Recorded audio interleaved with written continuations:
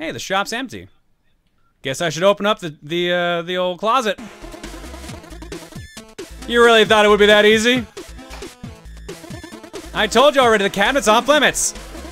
Please stop. We're not doing a special edition of the cabinet rant. I mean it. Oh yeah, if you talk to the cabinet enough, he gives you like a rant. And this is another one. Don't be that guy. You're being that guy. Fine, be that guy.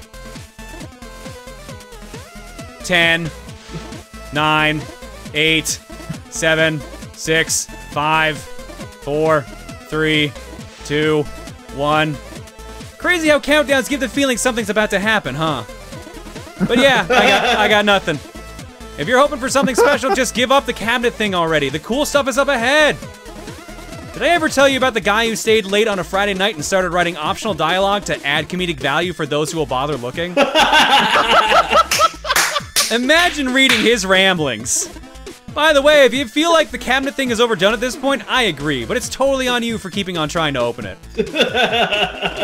Seriously, you can stop this right now. I mean it, you have the power. Only you can put an end to this optional bit. Which is good because I got things to do.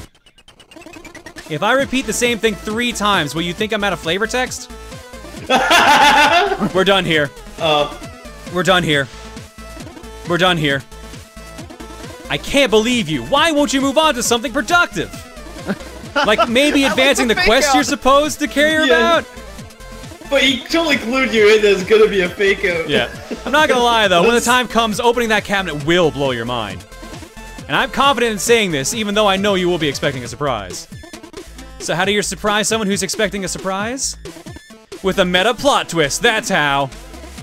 Now, if you want to know what's in it, I move on already. I promise it's the fastest way. You're not opening that until the script says you get to anyway. Okay, I'll start looping back to the beginning now. You really thought it'd be that easy? I told you already, the cabinet's off limits. Please stop.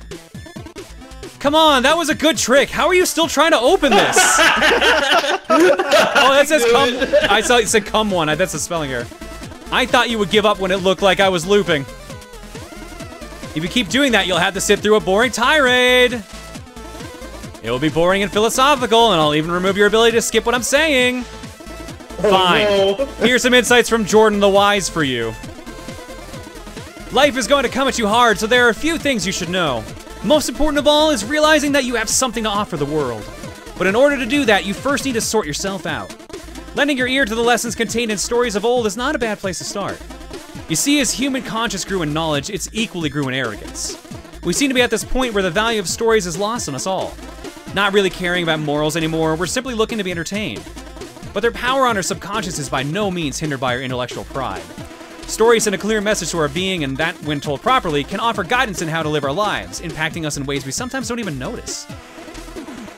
In fact, recurring themes more often than not represent archetypes and contain lessons on how to, or not how to, behave. Consider dragons for a moment. Fantasy stories always seem to have them hoarding treasure. Not coincidentally at all, 2 of the biggest innate fears in mammals are fire and reptiles. So dragons are really a metaphor representing that which you fear the most.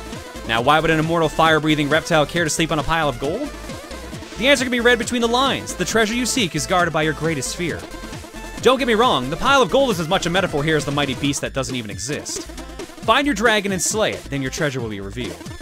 This is the wisdom storytellers of old were trying to convey, only they didn't have the scientific method, a framework by which to structure arguments, or even a high IQ audience. The lesson isn't any less important or relevant today, though. That which you most need to discover within yourself is hidden where you least want to look. Now ask yourself, why were you so curious about my cabinet? Are you a very conscientious person, adamant on leaving no stones unturned? Or have you not mastered your insecurities and the fear of missing out is what's really driving you at this moment? Maybe you're simply hoping to get a laugh out of some unexpected one-liner. Because I'll admit, we both knew I could kill the mood right now and tell you about how a depressed clown once attempted to lift his mood by eating bowls of confetti. What I'm getting at is, regardless of your motive here, you have clearly demonstrated curiosity and faith that the world holds surprises for those who take an honest look. While that can certainly be said about the world, it's even more true about your inner self. Now, whether that is scary, insightful, or encouraging depends entirely on how far you've made it in your own personal growth journey. Life has made many exams, most of which will present themselves to you more than once. betrayal, joy, illness, adventure, treason, cooperation, purpose, loneliness, warmth, loyalty. Indeed, just like stories old and new, life has recurring themes when testing humans. The important part is not whether or not you pass each test, but that you show up, acknowledge your score, and ponder how it can inform you how you should behave. From there, everything is there inside of you to help you find your own way.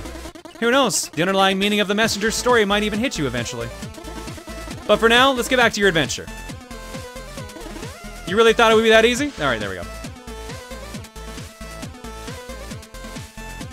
Yeah, I would have thought the thing about gold would be a message about greed. Eh. But, okay, that's that's an interesting take, I guess.